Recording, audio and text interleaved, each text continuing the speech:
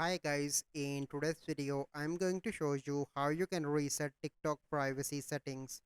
So the first step you need to do is to open TikTok application. Once you open, you need to click on profile in your right bottom and click on three bars on the top right.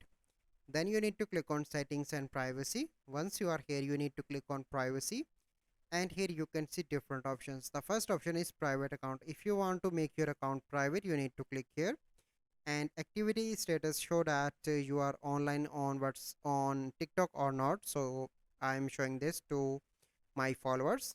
And if you want to post in nearby feed, you simply need to click here, and here you can see suggest your accounts to others, so it is up to you. And here you can see that location services, so if you want you can enable while using like my this. And if you want to delete, you can delete certain location data as well.